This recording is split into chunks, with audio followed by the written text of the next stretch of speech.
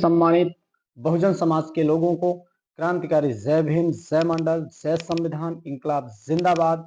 आप जुड़ रहे हैं, आप देख रहे हैं वन नेशन वन एजुकेशन भाई Ajay Mohan Kushwaha YouTube channel platform पर।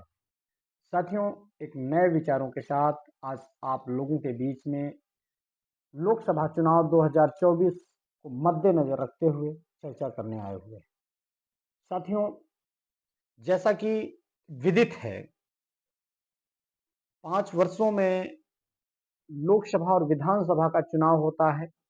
आपातकालीन उपचुनाव कभी कभी कराया जाता है, क्योंकि जो लोग देते हैं, इस्तीफा दे देते हैं या किसी कारणवश कुछ भी हो जाता है तो उपचुनाव भी कराए जाते हैं बीच बीच में। और इसी बीच में 5 साल में 2024 लोकसभा चुनाव प्रधानमंत्री के लिए होने जा रहा है। और हम चर्चा करने आए हैं आज पल्लवी पटेल, जो कि एक शानदार सपा की नेता हैं और अच्छी वक्ता हैं। अपना दल कमेरावादी यस की एक लोकप्रिय नेता हैं, जिसकी वजह से सामाजिक परिवर्तन का एक बड़ा कारवां उनके साथ चलता है। साथियों, जो एक सामाजिक परिवर्तन का रास्ता है वह विचारों का रास्ता है।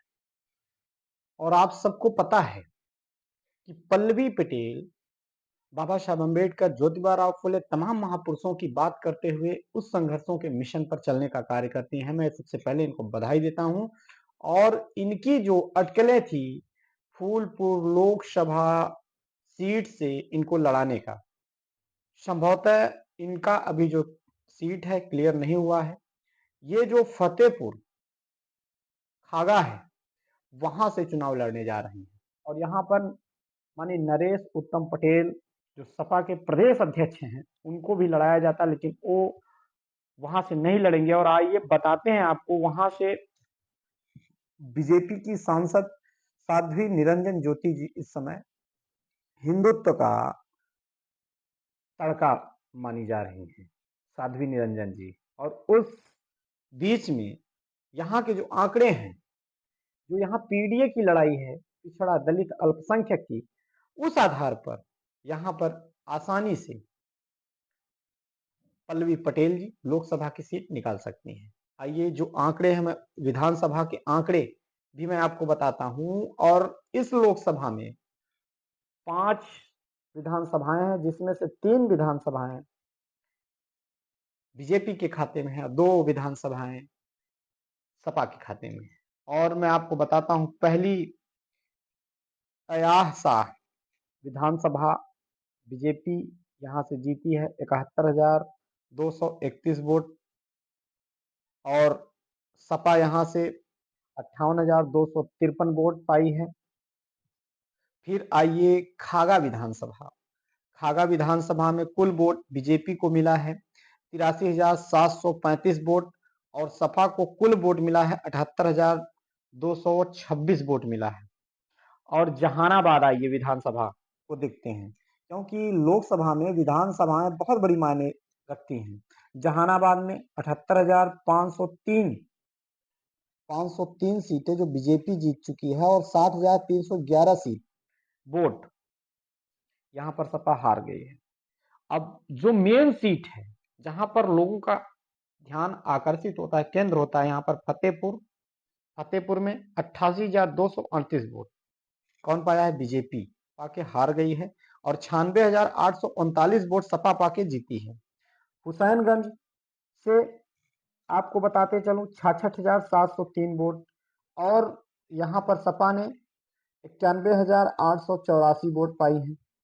और अब जो 5 विधानसभाएं हैं, जो इनके आंकड़े हैं, इन आंकड़ों से लोकसभा चुनाव के आंकड़े निकाले जा सकते हैं। आइए देखते हैं लोकसभा चुनाव के आंकड़े क्या हैं। यहाँ पर 4,66,575 वोट टोटल 5 विधानसभाओं में बीजेपी पाई है, 4,66,575 वोट।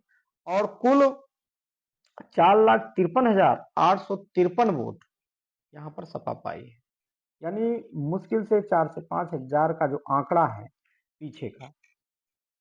और यहाँ पर आपको बताते चलूं, यहाँ पर सपा अगर पल्लवी पटेल को भेजती है तो यहाँ पर आसानी से फतेहपुर लोकसभा सीट से लोकसभा भेज सकती हैं और निकल सकती है सीट। और पिछले 2019 का आंकड़ा क्या है, बीजेपी कितनी वोट पाई थी? 5,66,000। साध्वी निरंजन जी पिछली बार लोकसभा चुनाव जो लड़ी थी 5,66,000 पाई थी, और बीएसपी यहाँ पर 3,36,783 वोट पाई थी, और कांग्रेस 66,000 पाई थी। इसी तरह 2019 का ये आंकड़ा है।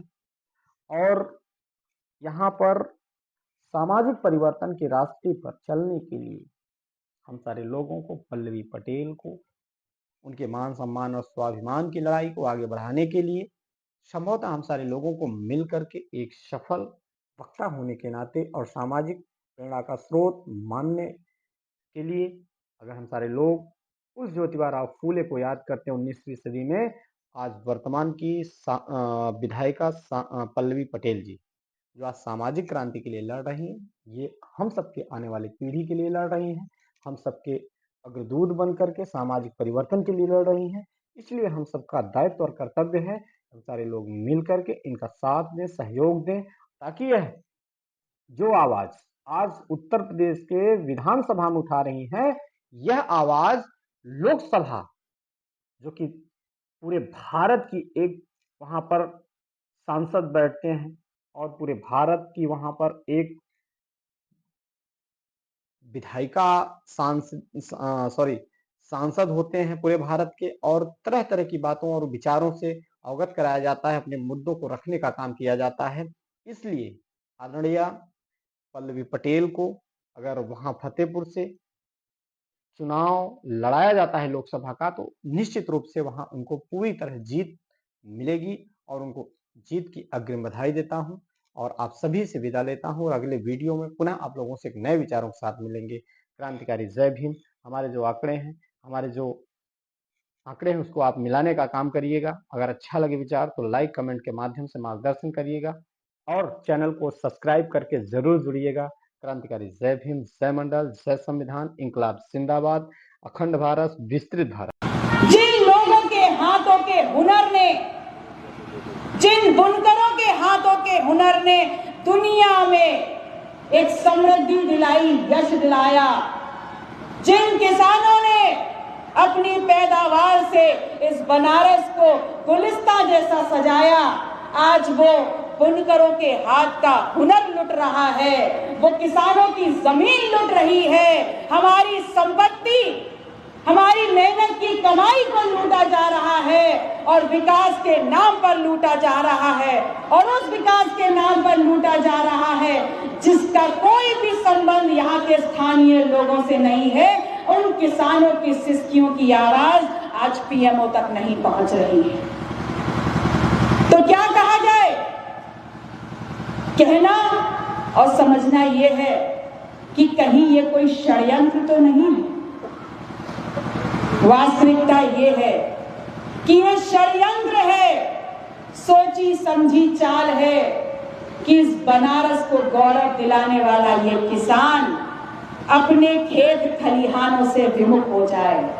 इतना परेशान कर दो इसको, इतना शोषण कर दो इसका कि अपनी खेती बाड़ी खुद ही छोड़ करके शहरों की तरफ पलायन कर जाए, और शहरों में जाकर के इस देश का अन्नदाता जो अपनी